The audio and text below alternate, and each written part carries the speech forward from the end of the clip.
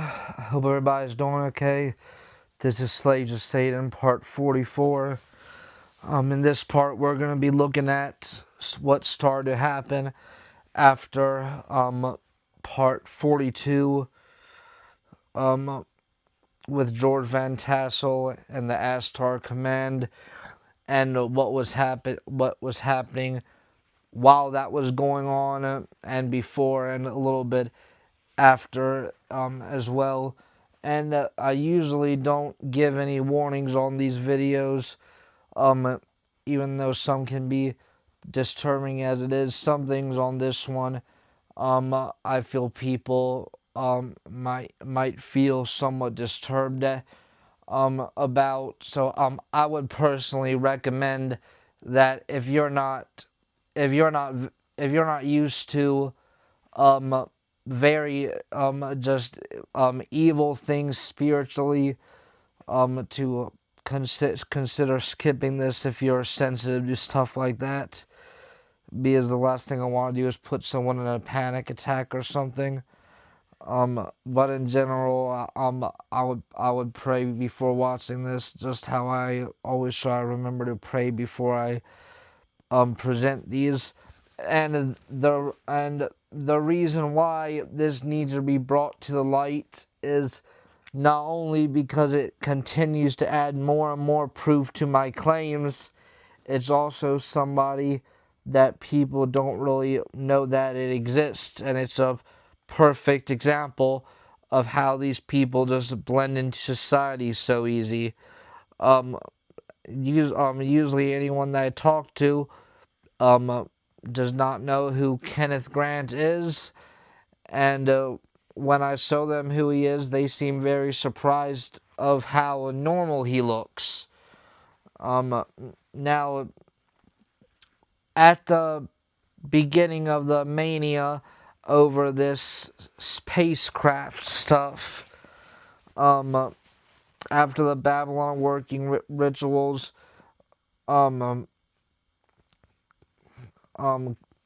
Crowley had in writing that this Kenneth Grant fellow was supposed to be his successor, which I guess technically you can say he was. We'll get into the technicality stuff here in a little bit. So let's look at this wonderful resume. Successor to Aleister Crowley, Thelemite, ceremonial magician, journalist, writer, novelist, O.T.O member, founder of the Typhonian O.T.O. And another reason why I felt it necessary to make this is because unless if it's just buried and just hidden by the algorithm so bad that even if you type it in and don't pop up, I could not find one person discussing the Typhonian O.T.O. from a faith-based or Christian lens. I think I saw one girl trying to teach the junk, but I think I saw one person talking about the history, but 0 people just calling it out for the disgust that it is. So I'm gonna do it.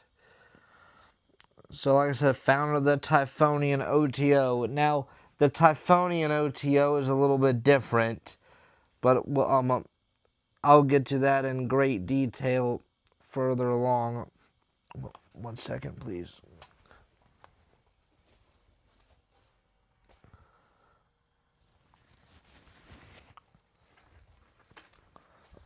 Sorry, I just had to make sure the video was recording.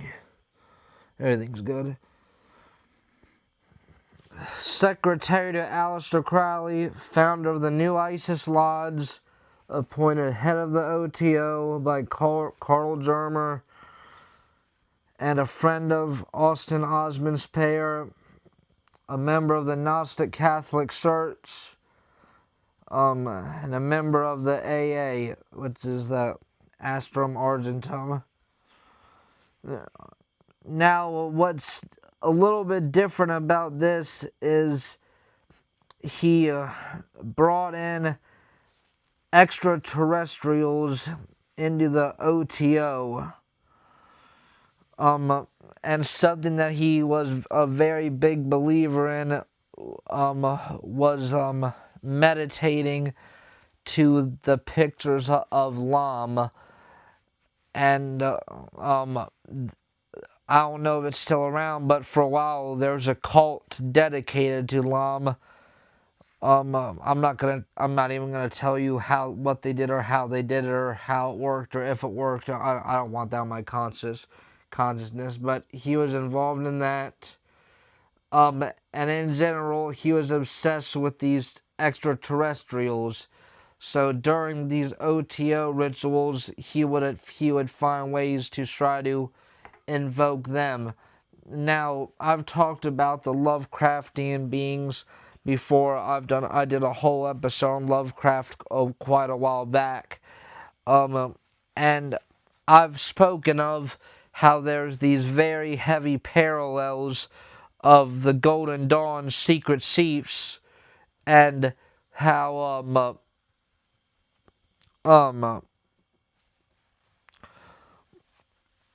Lovecraft would talk about the old ones. And the best I can explain the difference, why I believe there would be in the same category, is these old ones are just gigantic, disgusting monsters. The most famous being Cthulhu. While these secret chiefs don't tend to reveal themselves, they're more of what you would call a spirit guide. But and when I say while it may sound innocent, these spirit guides it doesn't really get much more sinister than these things. But they're both cosmic beings, and I've heard stories of people attempting to summon or partially summoning this Cthulhu out in remote areas, like around 40 and 50 years ago. And I've heard people say that it was taller than any skyscraper that they know of that exists. These things they're the real deal. They're not to be messed with. Do not try to invoke these things. But if I had to give another difference, the old ones are destructive, while the secret chiefs mess with time. They can reverse it, slow it down, put you in a time paradox, all kinds of very frightening things. I personally have watched time reverse in real time, and it's something that you never forget. It's very disturbing.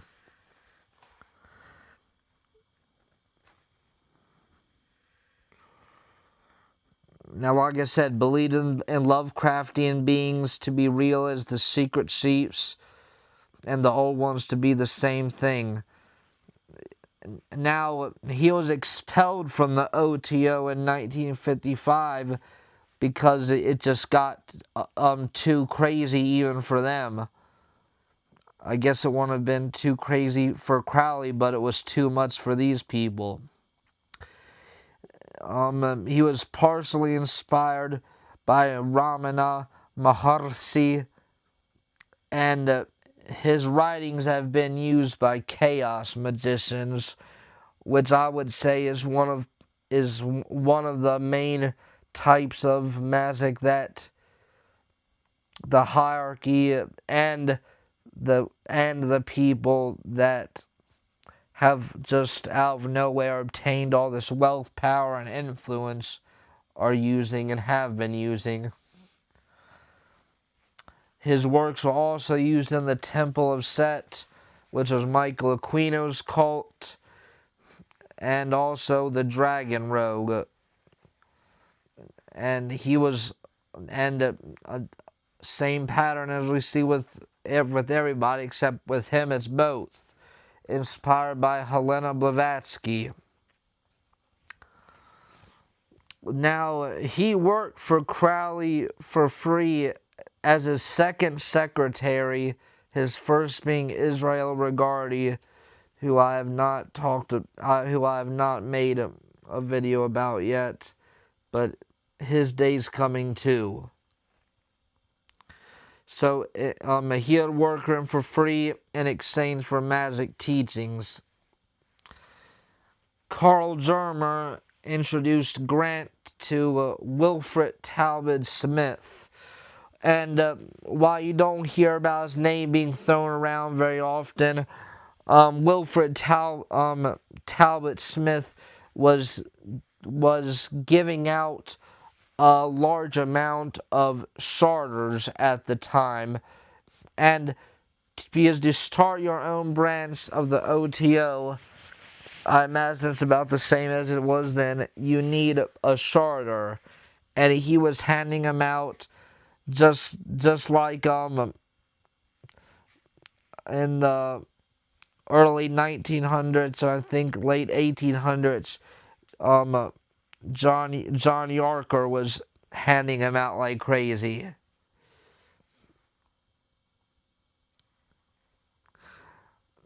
And Kenneth Grant reconstructed the O.T.O degree system to make it more like the AA, the Astrum Argentum.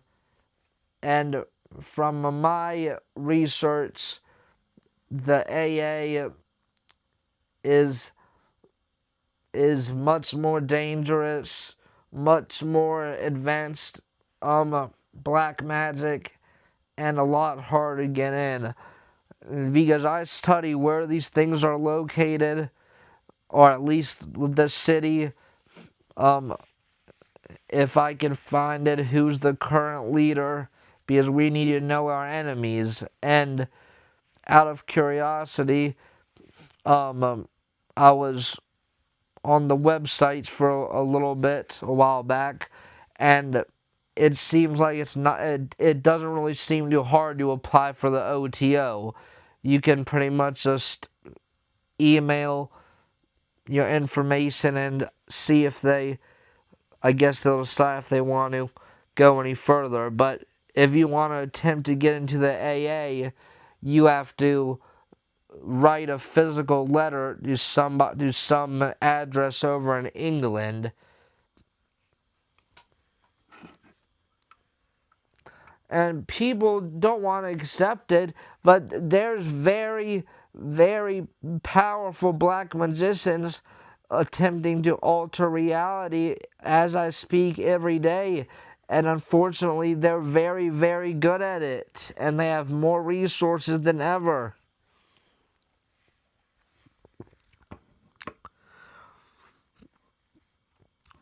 Okay, so Grant claimed to have discovered a new serious / set extraterrestrial current that the new ISIS laws was based on.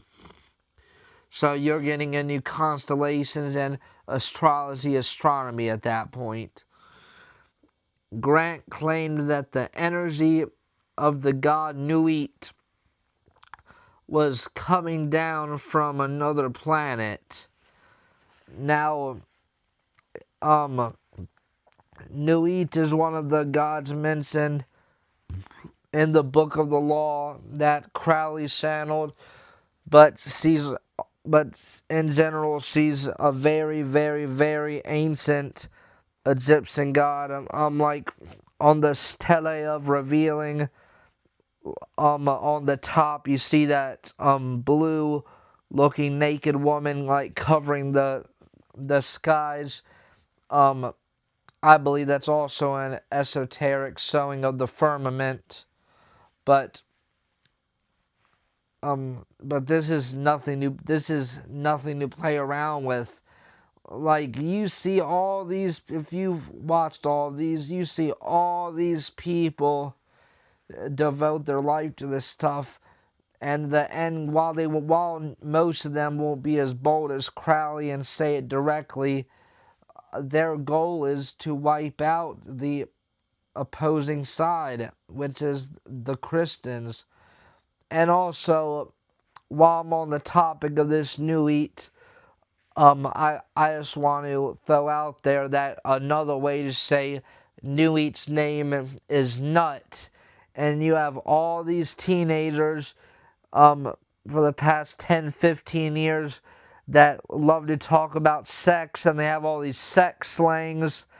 And one of the main ones you hear is nut. Every time that they're invoking that they're speaking that, they're invoking new eat into their life. And Lord, I'm speaking the name for a righteous cause. And you're susceptible to these things while you're living a life in fornication. Now he was all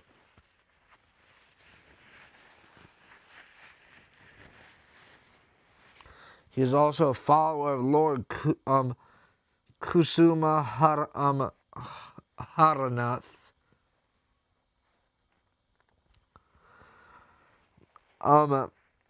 And another reason why he got removed from the O.T.O was hold on. The other reason that he got expelled is because Grady McMurphy did not like what he was doing, which is somebody that I said eventually I need to cover too.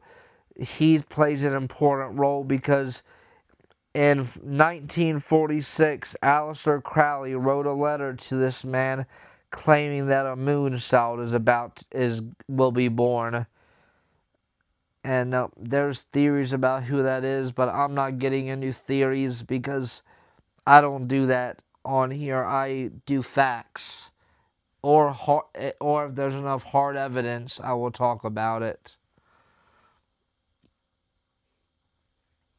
He wrote articles on Ayurveda,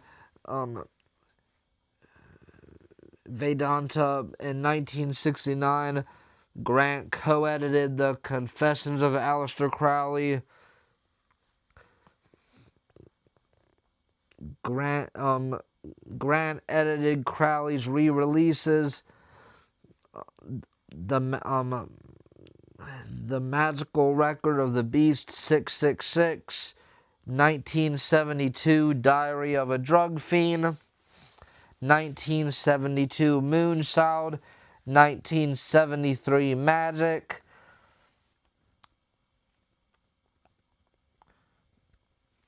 Magical and Philosophical Commentaries on the Book of the Law, 1974, The Complete Astrological Writings, 1974.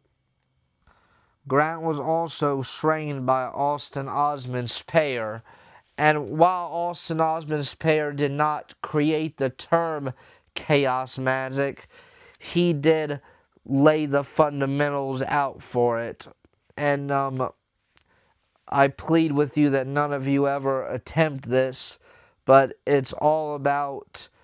Well, I'm not going to give you complete instructions, and please don't look it up for my sake and the Lord's and your own. It's about drawing a sigil, and then which is you draw a symbol that aligns with what you want to happen.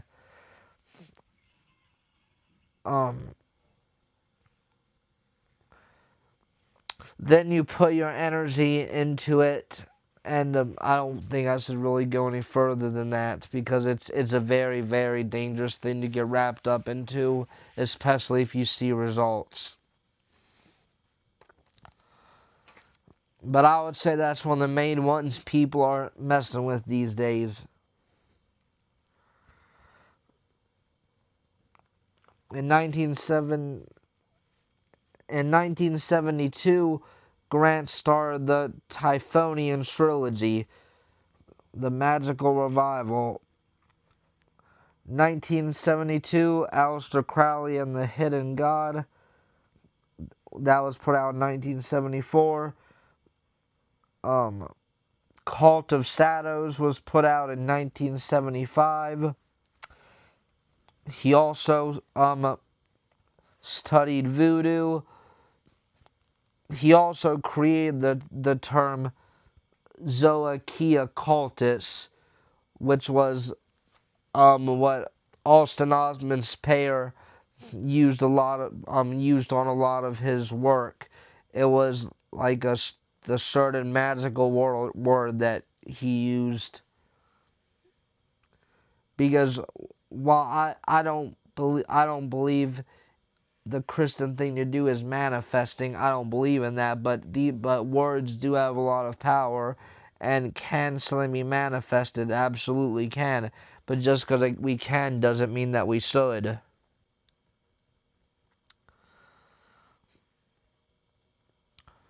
Now, two of Spare's works.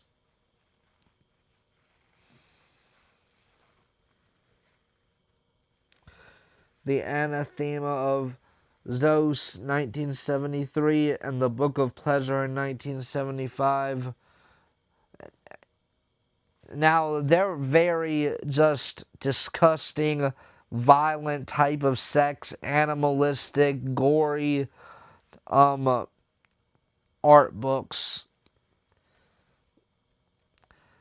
Now, in 1977, he began the second Typhonian trilogy.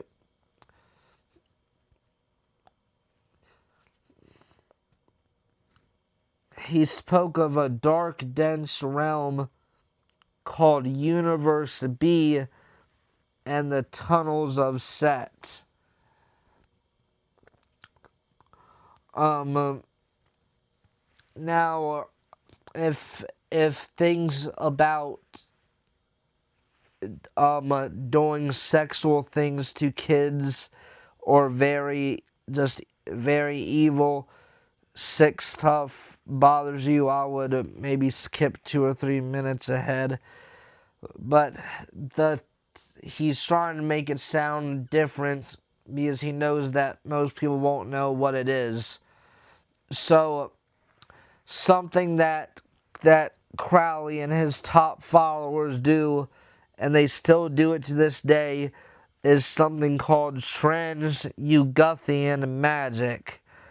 And while space is not at all what we know it is, we know I believe in biblical cosmology because there's proof of it. We live in a stationary, dome-shaped world with a firmament, and the planets are not what we know they are. They are stars, but they're not things that we can step on. And while studying Enoch and other banned books, you can tell that these things are demonic entities. But anyways, that's not the main topic right now. So this trans-Yugothian magic. So he's trying to clean it up. So Aleister Crowley called it the Tunnels of Typhon. But what he does to try to throw people off is calls it what was he trying to play it off as? Ridiculous.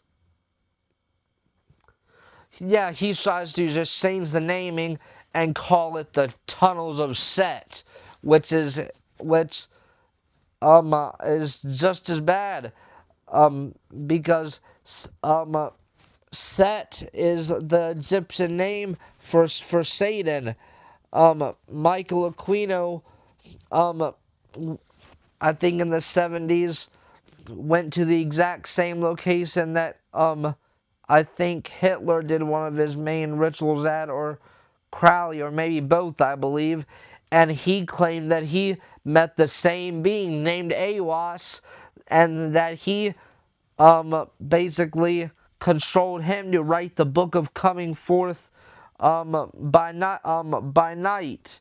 But anyways, um so Crowley called this stuff, and I would so skip on a few more minutes if this disturbs you. So Crowley called it the typhonian tunnels. He's calling it the tunnels of Set, and unfortunately, what this is um so part of it is sexually vampirizing little kids, specifically a boy, a little boy that still has innocence. Specifically, they want usually between, like, I know it's horrible, but like under 9, but like 5, but like at 5, and while while once enough fear is created in them, they anally rape these kids, and before they climax, they stop. Their disgusting essence shoot backs up to the pineal gland, and they travel through these tunnels in their mind.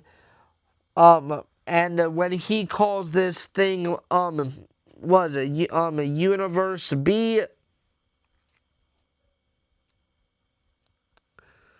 let me see.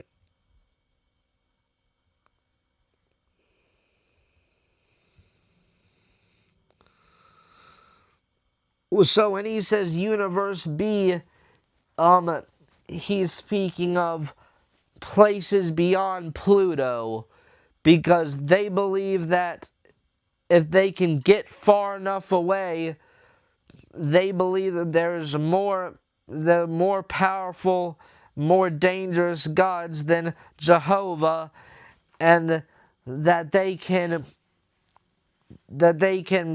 be the god of that planet and suck the life out of that planet, while they're sexually vampirizing these little kids. And when he's talking about the dark side of the tree of life, he's talking about Kabbalism, but with the Qliphoth. Because if you watch these, you're familiar with the tree of life, but there's also the tree of death called the Qliphoth. And just how you enter different realms through that, there's different realms that you enter through the Qliphoth. To if somebody gets into things disgusting enough as this. Now, Grant made the connection of this realm and the work of H.P. Lovecraft. Night Side of Eden was controversial among Thelemites. In 1980, Outside the Circle of Time introduced ufology and insectoids. Now, I find it interesting that the first one that he introduces insectoids in is one of his most expensive books. The last time I looked on eBay, Outside of the Circles of Time, I think was around $200.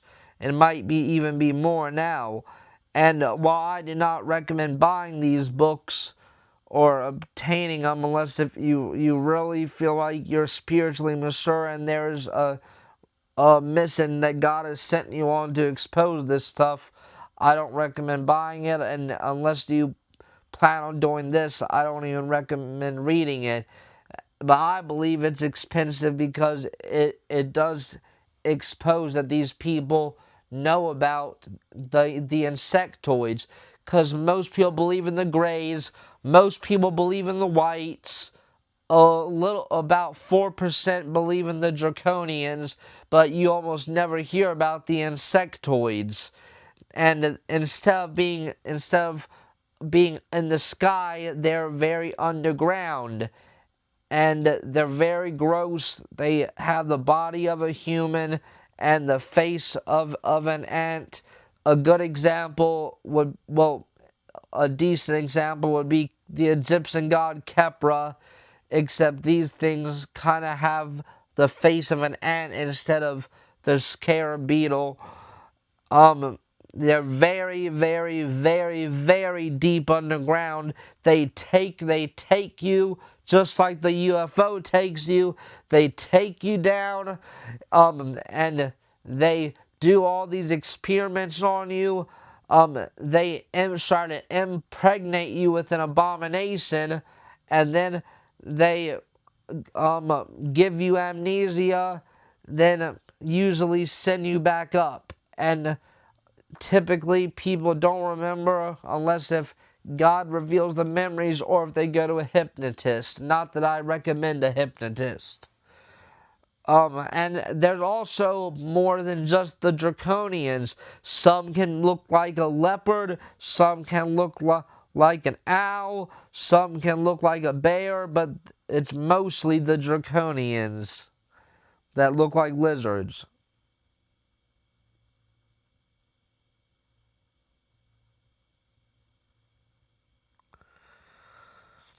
In 1991, Grant wrote Remembering Aleister Crowley.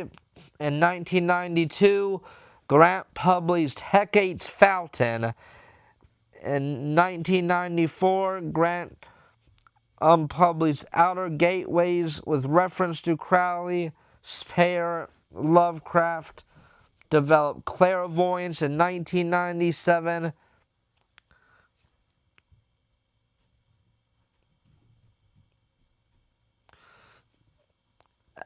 Against the Light, a Nightside Narrative.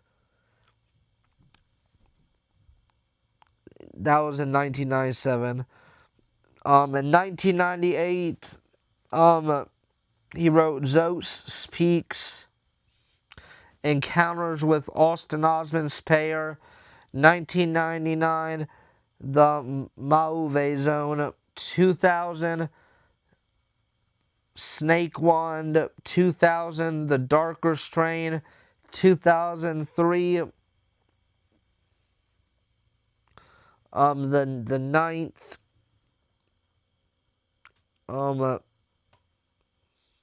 the Ninth Arts.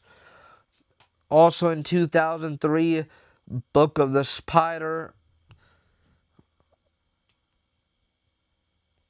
Book of the Spider channeled. 2003, Gamaliel.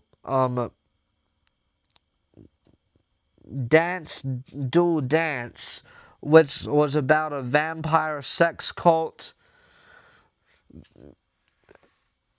Because while people think it's a joke, when people rarely hear about this, there's a lot of people, and not just the hierarchy.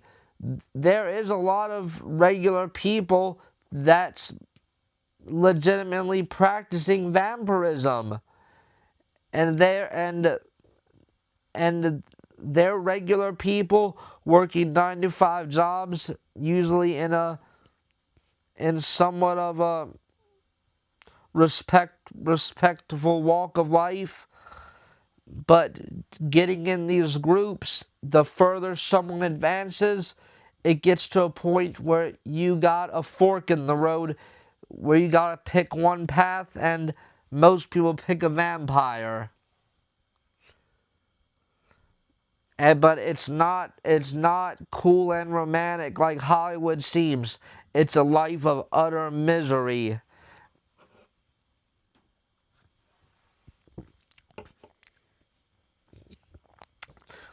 Also in 2003, The Other Child.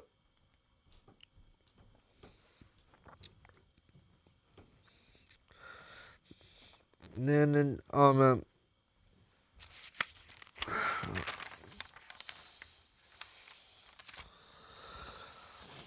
he also had these things called Carfax monographs, which was done by him and his wife, which was kind of like just essays talking about different varieties of topics, and different people that he was in with, stuff like that.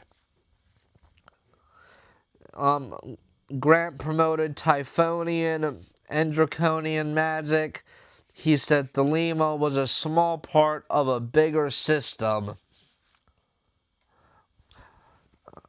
Imagine the danger of someone's mind that believes that horrific system was just the starting point. Claimed Typhonian was the world's oldest spiritual tradition. He claimed the original Typhonian was a serpent cult that worshipped Ta-Urt and Typhon. Then he later got into Buddhist Tantra. Then he became a perennialist. And he also incorporated things similar to the Theosophical Society in his style. Here's something that you don't hear about very often.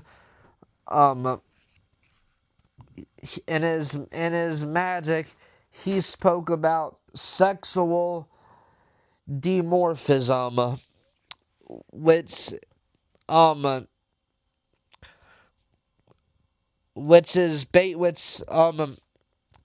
an easy to explain way, it's when two people are having sex, their body parts will literally change, and this can be as simple as, well, not that simple, but it can be something as all of a sudden the man has a vagina and the woman has a penis, or it can be even more extreme and anthropomorphic things can start happening, like you temporarily turn into a hybrid, or all of a sudden, if somebody went through lycanthropy, they'll turn into a werewolf while they have sex, or if someone happens to be one of these draconians walking among us, they might lose their form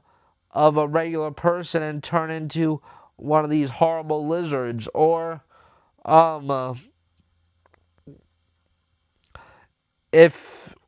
I guess a modern thing is if you was with the synthetic humanoid, I guess all of a sudden its programming could break down.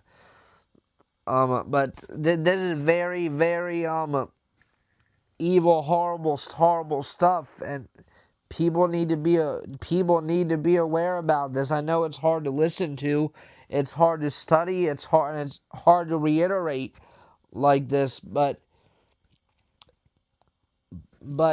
people that look so normal like this guy is out here doing this stuff daily.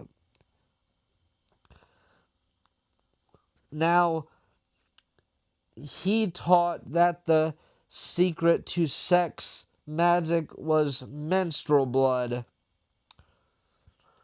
Now that actually goes against some of the O.T.O's teachings, but that's coming up.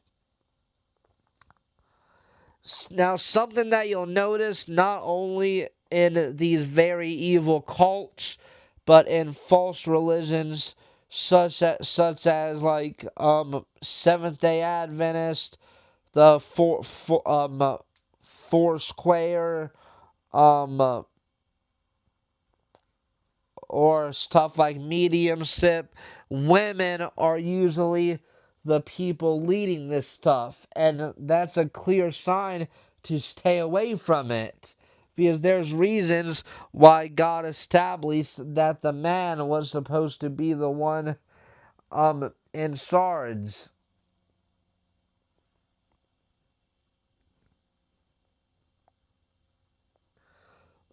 Now, he taught that a woman's vagina was a magical oracle, and I'll explain in the best way I can what he means by that. If you're familiar with the legend of the Oracle of Delphi, which Greece, I believe, ancient Greek, I believe it was in Greek or Rome, I believe it's Greek. They would take a woman down into this cave with this gigantic river, and this is also probably the origin of the tripod. There would be a gigantic tripod in the middle of this river inside of a cave, and the woman would sit on the tripod, and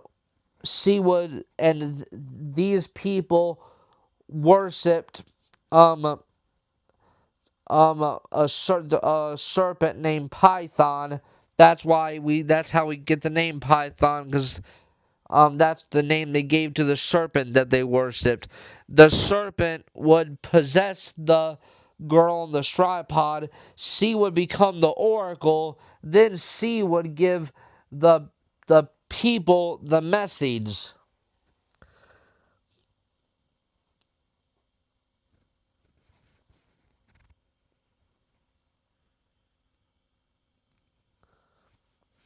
So basically, what Kenneth Grant's saying is that through sexual magic or sexual alchemy, sexual eroticism, whatever you want to call it, that um that the woman becomes the oracle.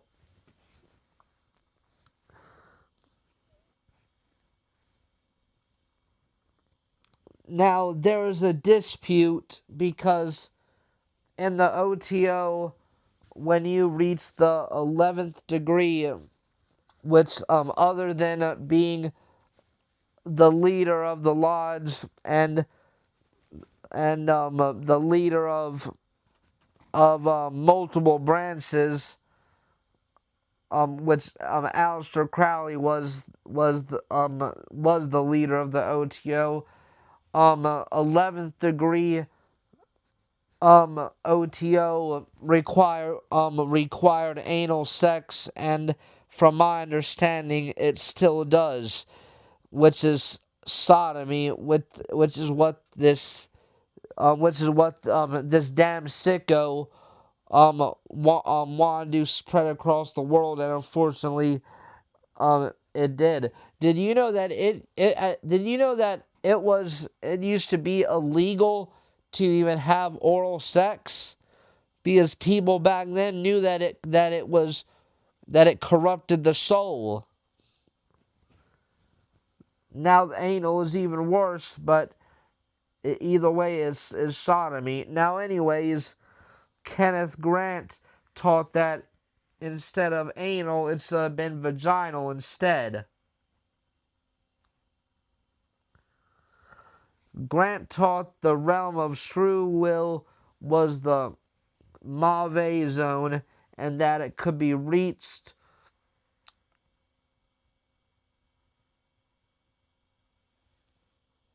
through deep sleep and had the appearance of a swamp. Sounds wonderful, don't it? He taught that Kali and Nuit represent this realm. Now, before I go on, while I expose how one of the ways you say Nuit is with nut, um even though it's spelled different, like the false Hindu god Kali is spelled Kali.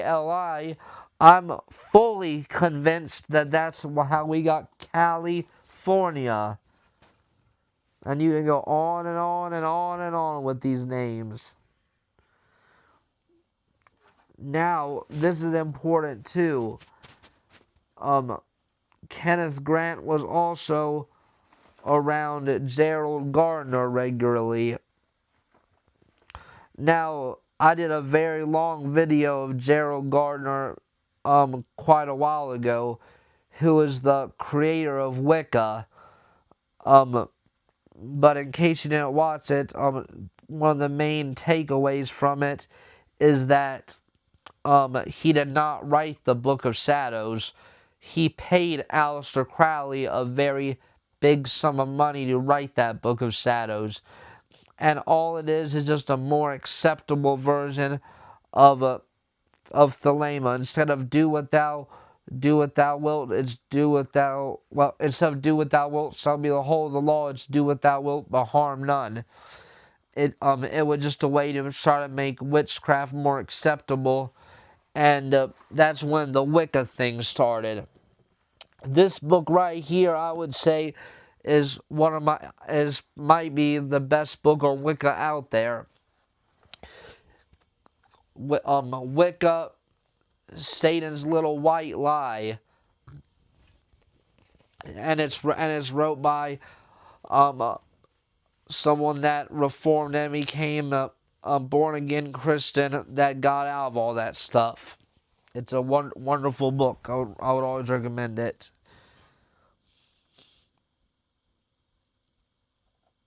Now, Alan Moore said that it's hard to think of anyone that has done more for Western magic than Kenneth Grant. And Alan Moore is a, well, I'm the type that's technical, so technically he wouldn't be a Satanist, but Alan Moore is a very wicked person that he's a famous writer. His two most famous projects was Batman the Killing Joke, but then his bigger hit that he wrote, the graphic novel of, was oh shoot, what's it called? Oh man. V for Vendetta.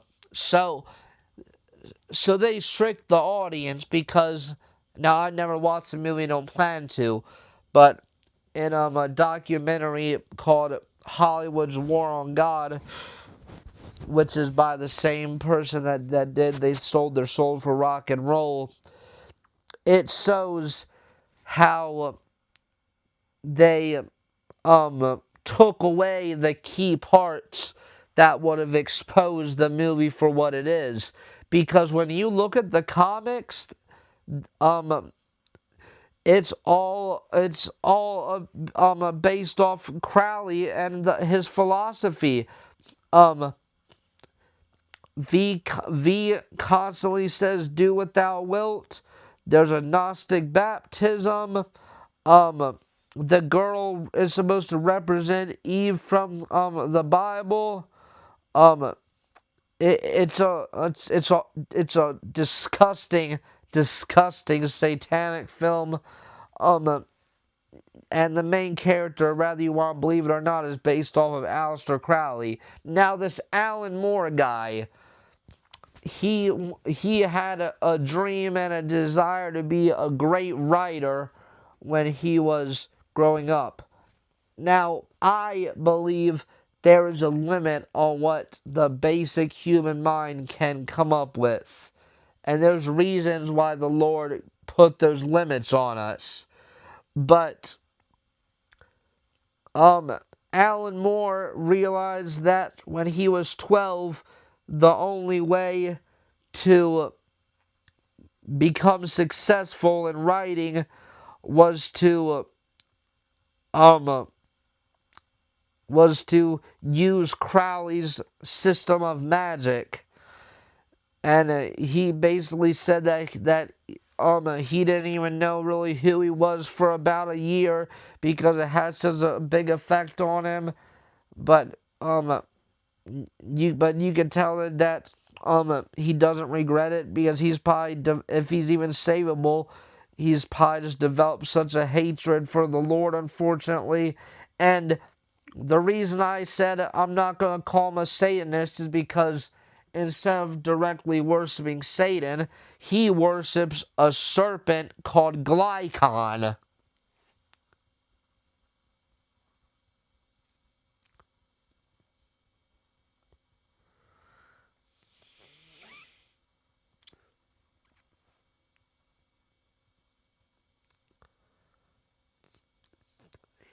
Kenneth Grant influenced Andrew D. Shumley and the Cactus Sabbatai cult. He influenced the esoteric order of Dagon. Grant also involved Hindu Tantra, which typically is sex magic.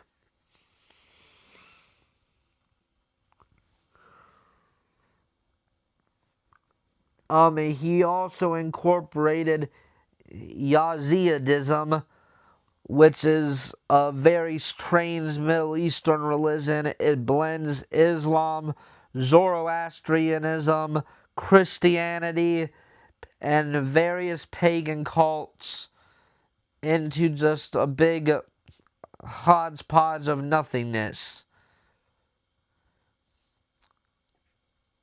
Now, this guy was not just some crazed nut. Well, I'm sure he was crazy in his own way, but people was frightened of him. Some of the members did not even want to go around him when he revealed his magical name, and it's a little bit hard to find what it is, but but this is what it is, and you'll notice the similarities when I tell you some of the other ones.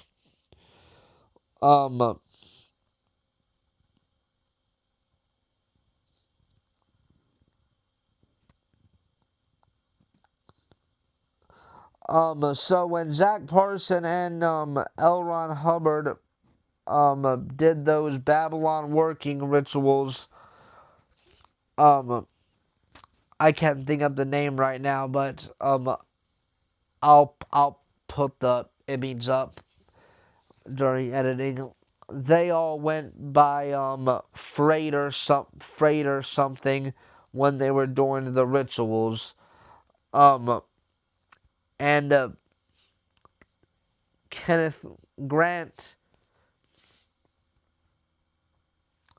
took on the magical name Frater Aosic Iwas. This guy's messed up in the head, and